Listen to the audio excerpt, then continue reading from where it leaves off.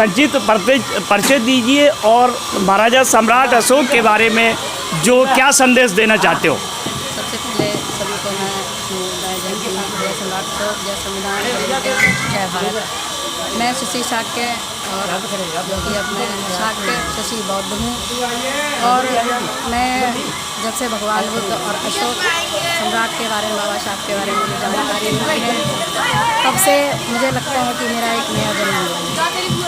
और जो भी बाबा साहब का, भगवान बुद्ध का और जो जाइए अब आप लोग भी आ जाइए विषय में जो जानकारी है, मैं चाहूँगी कि घर घर तक पहुँचाई जाए ताकि सभी लोग अपने इतिहास को जान सकें, जो कि हमारा इतिहास सभी लोग भूल चुके हैं, जो कि मिटा दिया गया था।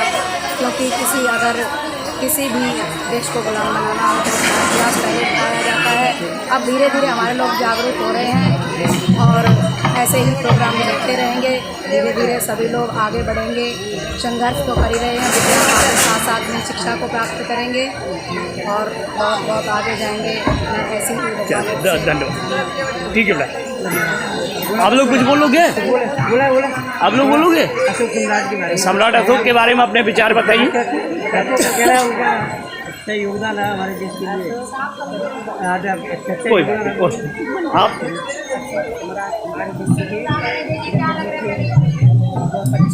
नहीं, आप सामने देखो, सामने चलिए कोई बात नहीं, धन्यवाद। नहीं ये बच्ची बढ़िया बड़ी। आप संक्षिप्त परिचय दीजिए, आप अपना पहले सम्राट अशोक के बारे में बताइए।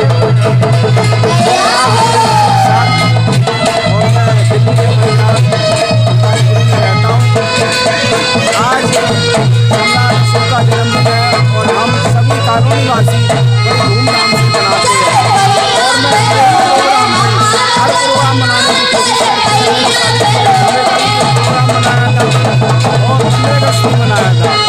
तो मैं अपने जितने महापुरुष हुए हैं, मैं सभी अपने महापुरुषों का प्रोग्राम इसी प्रकार धूमधाम से मनाते रहते हैं। और हमारे जितने कानूनीवासी हैं सभी हमारा भरपूर साथ देते हैं। क्या विचार हैं आपके? सबसे पहले सम्राट बुद्ध अशोक की जयंती जो मना रहे हैं उस पर आप क्या संदेश देना चाहते हैं समाज को? सबसे पहले आपके चैनल को क्योंकि महान सम्राट अशोक की जयंती यही नहीं समूचे देश में मनाई जाती है। ये बहुत ही पवित्र उत्सव है। सम्राट अशोक का जन्मदिन समूचे दुनिया में मनाया जाता है। महान सम्राट अशोक ने न जाने कितने अच्छे कार्य किए हैं। सम्राट अशोक एक शक्तिशाली राजा के रूप में जिन्होंने समूचे एशिया पे राज किया। लोग कहते हैं कि इन्होंने दुनिया भर में राज किया। इतना महान राजा हमारे देश के लिए अच्छे कार्य किए। मेरी तरफ से समस्त देशवासियों को चक्रवर्ती सम्राट अशोक की जयंती को धूमधाम से मनाना चाहिए। मेरी तरफ से समस्त छात्रों को बधाई है। धन्यवाद। आप भी बोलो कुछ, 2 मिनट। सम्राट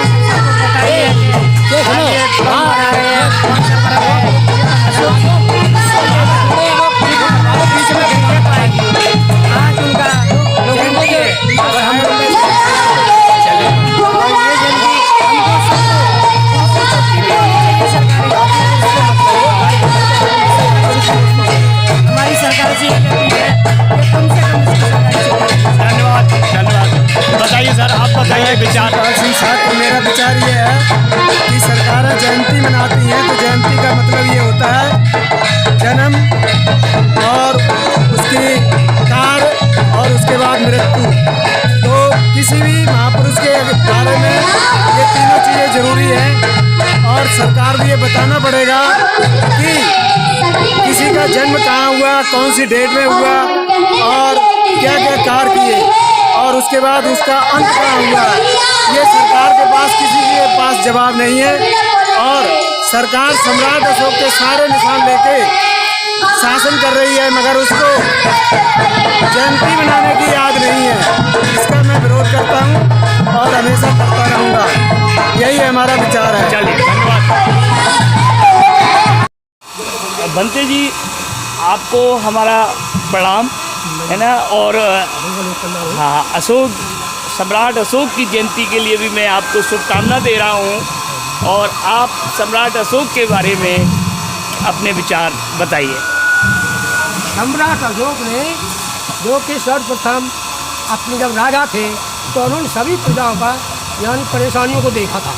जो जैसा बोलता था उसकी समस्या को हल करते थे और अपने समय में किसी को उन्होंने परेशानी नहीं होने दी। जहाँ तक हुई तहाँ तक उन्होंने हर तरह से पर समस्या सुनी हर किसी। सब आप भी।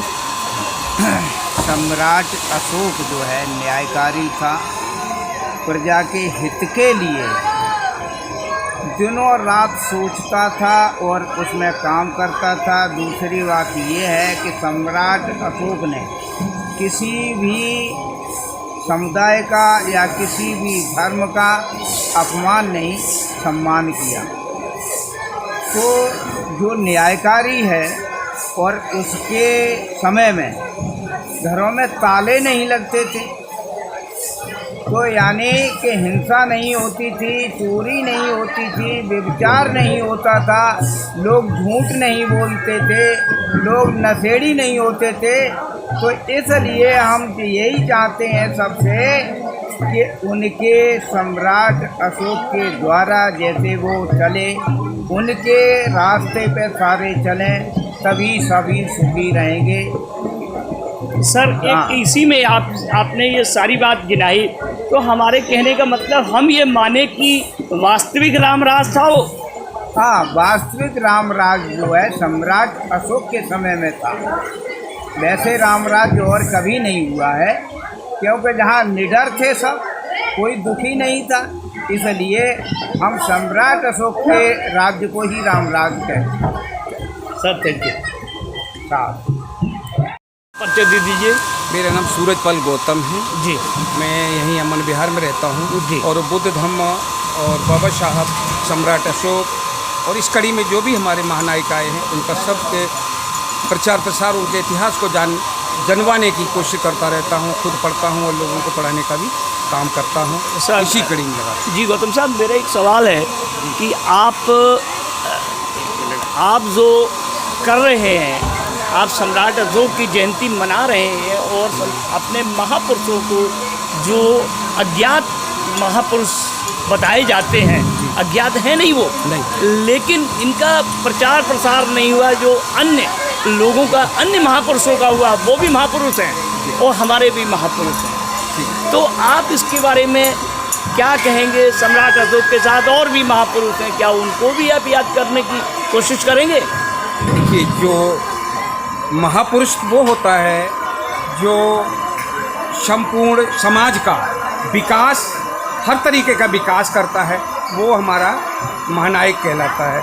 तो जितने हमारे संपूर्ण समाज को विकास के रास्ते, सुख के रास्ते ले जाने वाले जितने महानायक हुए हैं, मैं उनका प्रचार प्रसार करता हूँ। अन्य जो भी हैं जो समाज में तो आए पर उनका समाज के पतन के लिए योगदान रहा है, ऐसे महानायकों का मैं सम्मान नहीं करता, ना मैं उनका प्रचार प्रसार करता। ठीक है सर, बहुत अच्छी बात। और बनते समाज का या किसी एक क्षेत्र का प्रोग्राम नहीं, ये प्रोग्राम है तो केवल हमारा अपना इतिहास है, इसको इतिहास को जानने में हमें जरूरत है और शिक्षा की तरफ हमें बढ़ना है। हमें अपने पूर्वजों के इशारे के अनुसार आगे बढ़ना है। इन्हीं शब्दों में हम लोग जानते हैं, बड़े में से बताया जाता है, किताबें भी आप पढ़ते हैं, तो इस बात को चलते चलते आज तक हम होते आए। महान है हमारे पैदल साहब, महान है हमारे ज्योतिबा फूले, सावित्रीबाई फूले, और इस अंतिम कड़ी में मैं महानायक हमारे बाबा साहब, जिन्होंने दोबारा से शिक्षा का विधि बजाकर शिक्षा को